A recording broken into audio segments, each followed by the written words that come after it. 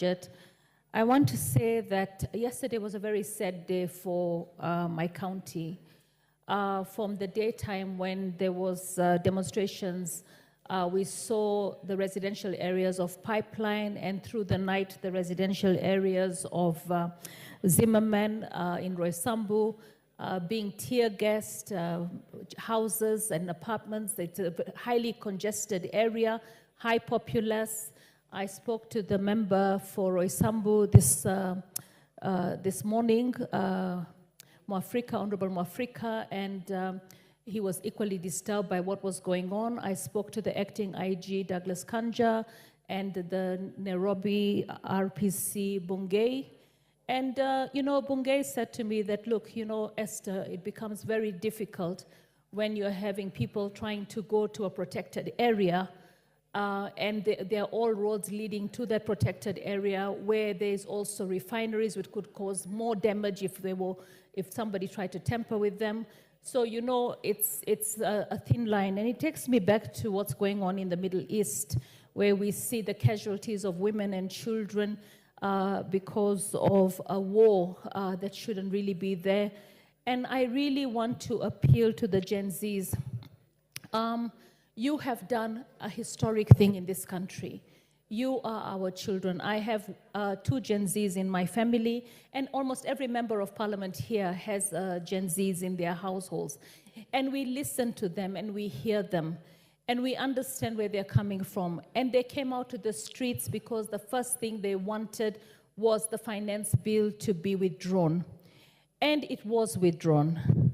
And then they wanted the president to go on X. And the president went on X. And then they wanted the cabinet to be dismissed, and the president dismissed the cabinet. And now there's a hue and cry about why do we bring back the same people.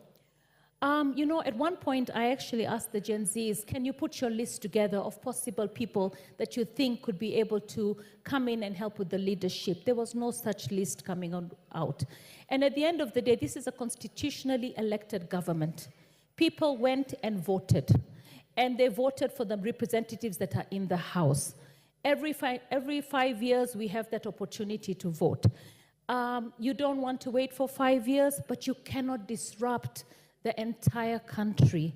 We've seen enough bloodshed. I hear Gen Z saying, oh, we are not responsible for the bloodshed, it's the police.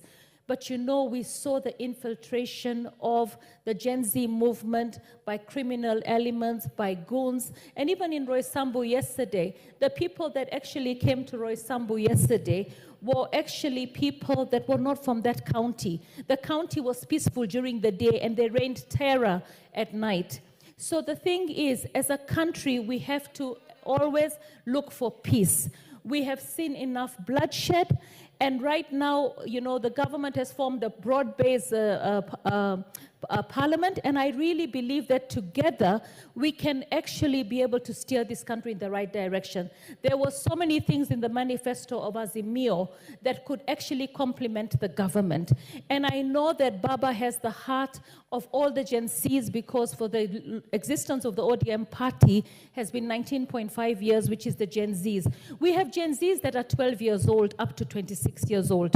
The 12-year-olds are in school. We can't disrupt their education every day. We also have a lot of people who are unemployed. The unemployed and those who are employed are now also having challenges. We've had cancellations, we've had job cuts, and we need to actually put this country in the right direction. Everything that the Gen Zs have spoken about for stop the abductions, let's have arrests of the police that have done wrong. I have seen the president speak to all that today. We have had budget cuts. We removed the things that were unconstitutional from the budget. And I believe that, it's going to be hard for Kenya right now. But the employment opportunities for the doctors, for the JSS teachers, are going to be there. And we hope that the economy can be spurred up in terms of giving incentives to the private sector so that we can create more job opportunities, because our neighbors have actually benefited from the strife that we have in our country. continue guiding. And you know, today I was thinking, we used to have NEPA desks in every ministry. Can we have a Gen Z desk in every ministry, in every public office? We have retirements every year.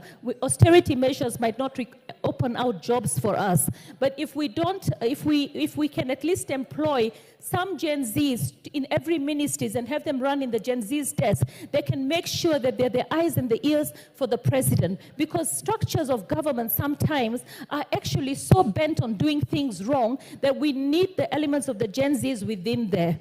In the counties can really help.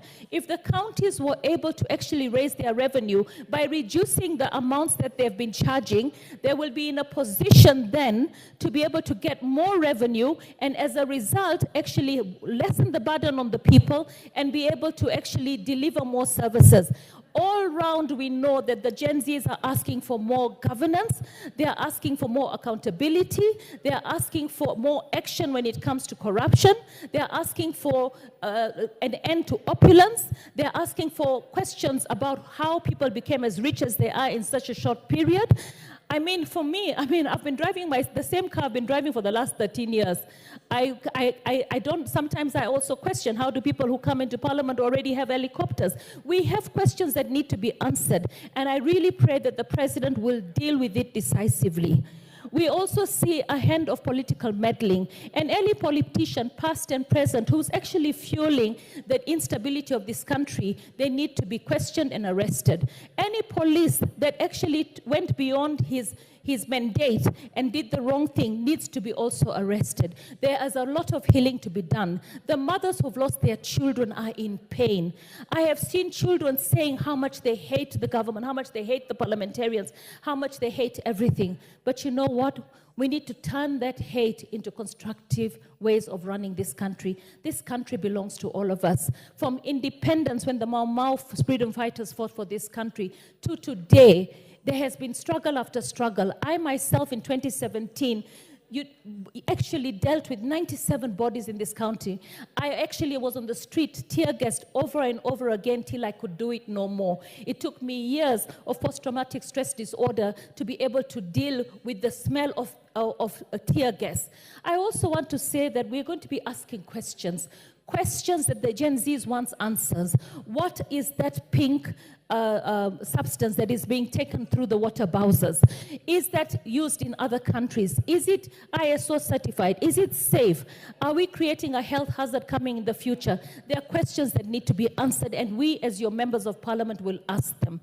When it comes to the budget, I think there are some things that we have to do. As we tighten our budget, as we deal with corruption, we need to also ask ourselves, can we increase capitation? Can we make sure we pay for capitation? Can we make sure secondary education is free? Can we scrap all these bursaries in all these various entities, from the NGCDF to GAF to MCS to governors? Can we scrap it all and make sure that we have 100% transition? Can we make sure that the schools that have more students, we actually allocate money to classrooms? I think it is sad to see young teenage children who finish primary still at home because they can't pay. There are going to be some decisions that we're going to make as we move along. And I believe that we all have the best interest of the country at heart. I think we need to end the insults. We need to end the hate. We need to come together. And I believe that there is a space for the Gen Zs in every public entity. Every year we have retirements. Let's fill those spaces with the Gen Zs. Let's have a special Gen Z desk in every public entity so that they can actually look at governance. They can look at structures. They should be allowed. Access to information is a law. They should be allowed through every office to make sure that they actually help steer this country. Their efforts and their fight should not be in vain. Those who died should not be in vain. I think it's about time that we consider Gen Zs as we look to replace those who've retired. The Gen Zs, I celebrate you, and I am sorry for all the pain we have caused you. And I really pray that we can work together for the goodness and the greatness of this nation. Thank you. Thank you. Member for Kwanza, Honorable Ferdinand Wanyonyi. Well, Madam Speaker, thank you very much. Having sat here from 2 o'clock, and as somebody mentioned, I don't know what happened, but that's for another day. I just want to echo, I think we have talked about this. My input in this particular supplementary budget is that, of course, we know why we are doing this. I've been here 3 times, Madam Speaker, and this is a very unique supplementary budget because we are doing it after, of course, before we have the budget itself. Therefore, I think we are just having the inputs, and I think the chairman and other people should actually take into consideration whatever contribution these members are putting. It's important that